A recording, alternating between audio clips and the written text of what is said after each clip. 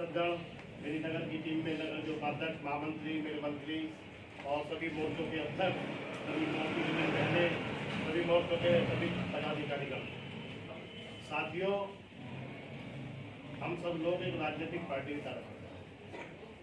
हम सब लोग राजनीतिक क्षेत्र में काम करते हैं।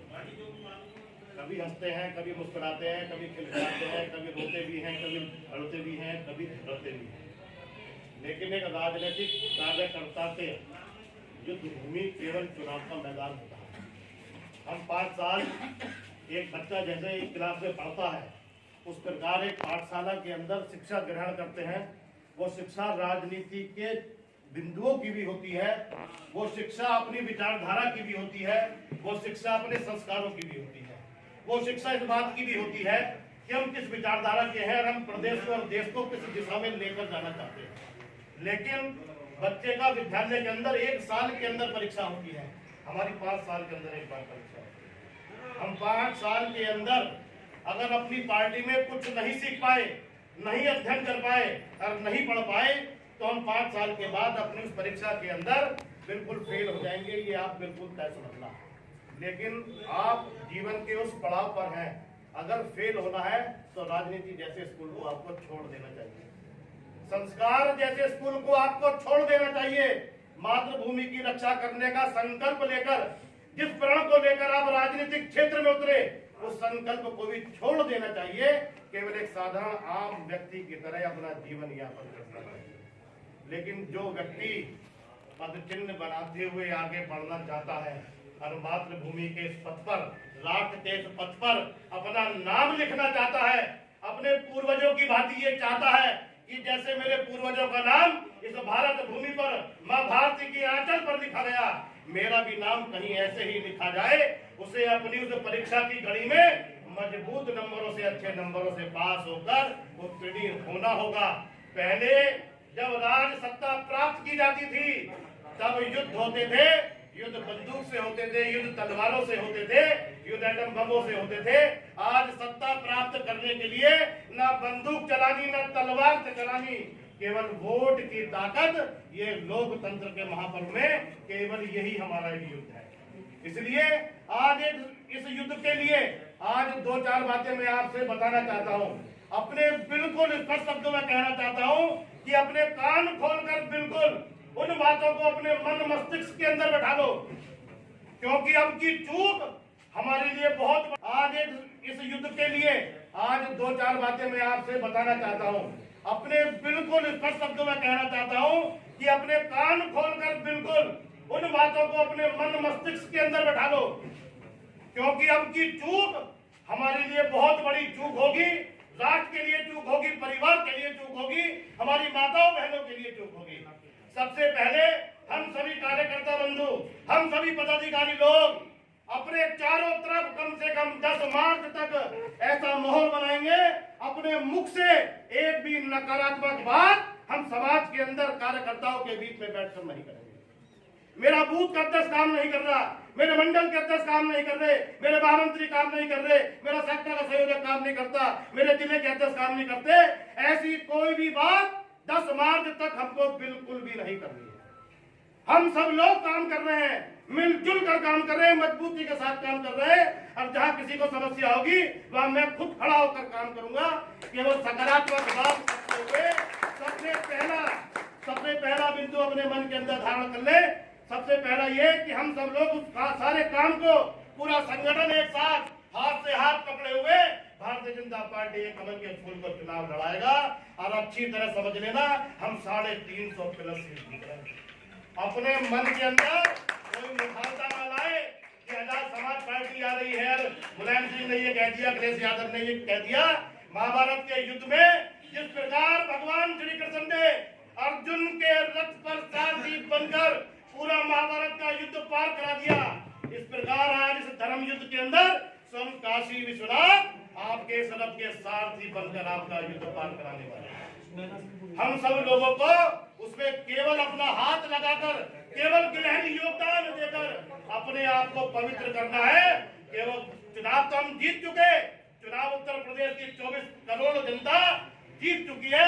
हम सब लोगों को तो केवल हाथ लगाकर ये दिखाना है उस भगवान को कि हाँ, हम इस चुनाव के अंदर, इस धर्म युद्ध के अंदर फिर वो हम तुम्हारे साथ हैं। एक बात, दूसरी बात मैं कहना चाहता हूँ कि हम सभी पार्टी के कार्यकर्ता बंधु, सभी पदाधिकारी अपने समाज में अपने मित्रों से अनुरोध करें, पार्टी हमें जो काम देगी, शक्ति केंद्र का देगी, नगर का देगी, जिले का देगी, वो तो हम करेंगे। सबसे पहले हमारा काम यह है कि जिस बूथ के ऊपर मैं रहता हूं, अगर मैं पार्टी की श्रेणी के अंदर आता हूं, पदाधिकारियों की लिस्ट में आता हूं, तो अब नहीं हो तो जो अनजान लोग हैं जिन्हें हम वॉलंटियर नहीं खड़े कर सकते, बना सकते हैं, उन्हें केवल अपने उस जहां वो रहते हैं अपने ऐसे केवल बूथ अध्यक्ष से संपर्क करना और करना सीखे। उत्तर प्रदेश की जनता का आभार करना सीखे। आज अगर सरकार बनी, जो पिछले 5 साल के अंदर जो सरकार हमने देखी, जिस सरकार के अंदर हमने काम किया, वो सरकार आप जैसे महान कार्यकर्ताओं के अथक परिश्रम की पराकाष्ठा के कारण, लेकिन उसके साथ साथ इस उत्तर प्रदेश की 24 करोड़ जनता के आशीर्वाद के कारण ये सरकार बनी है।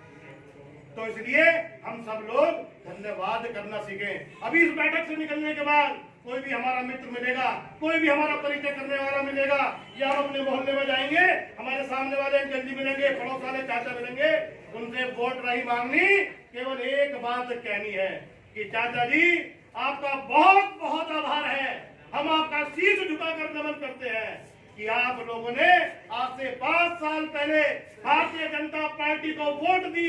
इसके कारण आज उत्तर प्रदेश के अंदर इतनी कुशल और बढ़िया सरकार के अंदर हमने 5 साल हमारे बच्चों ने हंसी खुशी के साथ कैसे निकल गए पता ही नहीं चला।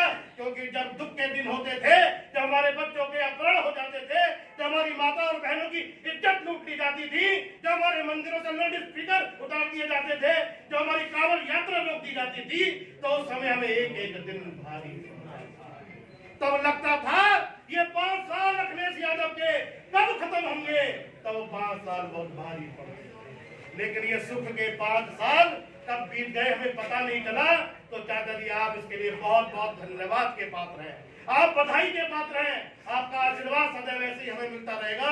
ऐसा कहकर हम उत्तर प्रदेश की इस जनता को, अपने पड़ोसियों को, अपने मिलने वाले को वोट मांगने की जगह अगर उनका धन्यवाद अदा करेंगे तो यकीन मानना इस 24 करोड़ उत्तर प्रदेश की जनता की एक लंबी श्रृंखला, लंबी फौज बिना कहे आपके साथ उत्तर प्रदेश का चुनाव जिताने के लिए आपके साथ खड़ी है। आपको वोट मांगने की जरूरत नहीं पड़ेगी। मैंने पन्ना प्रमुखों के लिए भी लगातार कहा, पार्टी का आदेश था कि हमें पन्ना प्रमुख बनाने हैं, एक व्यक्ति 60 वोटों की चिंता करेगा।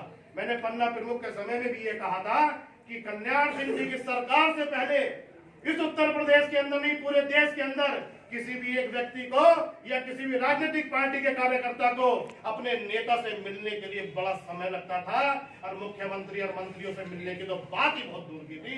आप भूल जाइए, कोई भी कार्यकर्ता पदाधिकारी किसी मुख्यमंत्री और मंत्री से नहीं मिल पाता था। लेकिन जब उत्तर प्रदेश के अंदर कल्याण सिंह जी की सरकार बनी तो पहली बार कल्याण सिंह जी ने जनता दरबार लगाया, जनता से निवेदन किया कि आपको जो समस्या हो आइए जनता दरबार के अंदर, भारतीय जनता पार्टी की सरकार आपकी सारी समस्याओं को आइए जनता दरबार के अंदर, भारतीय जनता पार्टी की सरकार आपकी सारी समस्याओं को दूर करेगी। तब से भारत की राजनीति में जनता दरबार लगाने की परंपरा पड़ी। लेकिन समय बदला, नरेंद्र भाई मोदी जी ने और अमित शाह जी ने नई बनी पार्टी की प्रारंभ किया, उन्होंने पन्ना प्रमुख बनाए। पन्ना प्रमुख हमारे कार्यकर्ताओं ने ये सोचा कि पन्ना प्रमुख का काम है जब चुनाव आएगा इन 60 वोटों की चिंता करनी है, इन 60 वोटों को भारतीय जनता पार्टी के लिए वोट मांगनी है, इन 60 लोगों को बूथ तक मुझे लेकर जाना है। मैंने पन्ना प्रमुख के समय में भी ये कहा था कि जब हमने वो कहा था कि सरकार जनता सरकार के द्वार, और आज पन्ना प्रमुख बनाकर हम कहते हैं कि सरकार जनता के द्वार, हमारा वो पन्ना प्रमुख उन 60 वोटों के ऊपर सरकार का नुमाइंदा है, सरकार का प्रतिनिधि है, उसको चिंता करनी है उन 60 लोगों की, उसको उनकी बार बार चिंता करनी है, उसके सुख में, दुख में, परेशानी में सरकार की ओर से खड़ा होना है, भारतीय जनता पार्टी की ओर से खड़ा होना है कि आपके साथ मैं खड़ा हूं, मैं भारतीय जनता पार्टी की ओर से खड़ा हूं। अगर मैं अपने मोहल्ले के अंदर, अपने घर के आसपास में अपने उन 60 भाई बहनों की चिंता नहीं कर पाता तो मुझे राजनीति करने का भी कोई अधिकार नहीं। इसलिए सरकार की ओर से, भारतीय जनता पार्टी की ओर से हमने प्रत्येक गली में सरकार का प्रतिनिधित्व दिया, लेकिन हम सभी कार्यकर्ताओं बंधुओं का ये दायित्व है, ये नैतिक फर्ज है कि हम उन 60 लोगों की चिंता करें। ऐसा न हो कि मेरे पड़ोस के अंकल जी ने कहा कि भैया देखना ये स्ट्रीट लाइट खराब हो रही है तो मेरा काम थोड़ी है, तो बिरजू जी का काम है, बिरजू जी आएंगे वो कराएंगे जी, आप बिरजू जी से सपोर्ट करें। लेकिन मैं समाज का जिम्मेदार नागरिक हूँ, मैं भारतीय जनता पार्टी का कार्यकर्ता हूँ, मैं भारत माता का बेटा हूँ। मुझे अपनी माताओं बहनों की सुरक्षा की चिंता है, मुझे अपने मठ मंदिरों की चिंता है। इसलिए कमल के फूल का एक एक आदमी बटन दबाएगा, ये मेरी नैतिक जिम्मेदारी बनती है। मैं एक एक आदमी के काम आऊंगा, ये मेरी नैतिक जिम्मेदारी बनती है। मैं अपने क्षेत्र के अंदर सरकार की सभी योजनाओं का जो पालन हुआ, जो क्रियान्वयन हुआ, एक एक आदमी को याद दिलाऊंगा कि भाई साहब आपका मकान बना, देखो ये 2.5 लाख रुपए अगर किसी ने दिए तो उसका नाम नरेंद्र दामोदर मोदी है। अगर आपके घर में उज्ज्वला का कनेक्शन आया तो ये किसने दिया, तो उसका नाम नरेंद्र दामोदर मोदी। भारत माता की ये दो सन्यासी जो अपना घर बार छोड़कर आज अपना घर बार छोड़कर निकले, आप सब कार्यकर्ताओं को जिन्होंने अपने देश को ही अपना परिवार मान लिया, ऐसे वो महान सन्यासी का इतिहास गवाह है। जब जब सन्यासी राज सिंहासन पर बैठा तो सत्ता का नहीं पूरे भूगोल का परिवर्तन उसने कर दिया। ये दो सन्यासी जो अपना घर बार छोड़कर आज अपना घर बार छोड़कर निकले, आप सब कार्यकर्ताओं को जिन्होंने अपने देश को ही अपना परिवार मान लिया, ऐसे वो महान सन्यासी का इतिहास गवाह है।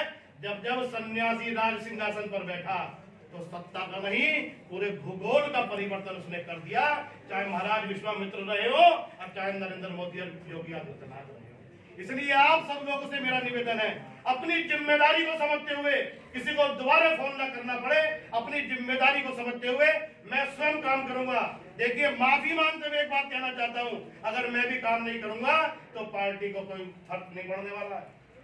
विजय पाल आड़तिया कमल का फूल नहीं हारने वाला है। कमल का फूल जीतता था, जीतता है और जीतता रहेगा। सरकार हमारी पुनः बन रही है, लेकिन हमें अपना हाथ लगाकर इस संकल्प के अंदर अपना योगदान देना है। हम सब लोगों को संकल्पित होकर पार्टी के लिए काम करना है।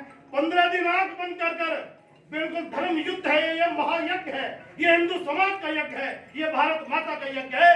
इस यज्ञ के अंदर 24 घंटे जितना हम समय दे सकते हैं तो समय देकर इसमें हम अपनी आहुति देकर सबसे पहले अपनी महान आत्मा को संतुष्टि प्रदान करेंगे कि मैंने अपने पूर्वजों के बताए पद चिन्ह पर काम किया। अगर आज उत्तर प्रदेश के अंदर गाय नहीं कटी ना तो उसका भी कारण आप हो। आप लोगों ने जो योगी आदित्यनाथ को वोट दी, उसका परिणाम ये हुआ उत्तर प्रदेश की धरती पर उस महान सन्यासी ने कोई अधर्म नहीं किया। अगर सरकार नहीं बनती और उत्तर प्रदेश के अंदर 1000-10,000 गाय कट जाती हैं तो उसके जिम्मेदार हम होंगे। ऐसी गोहत्या का पाप भी हमें लगने वाला है। इसलिए मेरा आप सब लोगों से निवेदन है, संकल्पित होकर एकाग्र मन के साथ, कोई क्या कह रहा है हमें नहीं सुनना है, कोई कह रहा वो जीतेगा ऐसा होगा, कोई नहीं जीत रहा, केवल आप जीत रहे हो, केवल कमल का फूल जीत रहा है, केवल भारतीय जनता पार्टी जीत रही है, भारत के संस्कार जीत रहे हैं, भारत माता जीत रही है। इसलिए संकल्पित होकर मेरा एक एक कार्यकर्ता उत्तरी मंडल का, दक्षिणी मंडल का, पूरे नगर का, पूरी विधानसभा का, पूरे उत्तर प्रदेश का, जहां जहां चुनाव है, मेरे कहीं कोई रिश्तेदार भी रहता होगा, मैं सबको निवेदन करूंगा, सबको आग्रह करूंगा और सबको धन्यवाद भी दूंगा कि जिस प्रकार पिछले 5 साल पहले आपने हमारी माताओं बहनों की इज्जत की रक्षा की, इसी प्रकार आप पुनः हमारी रक्षा करने वाले हैं।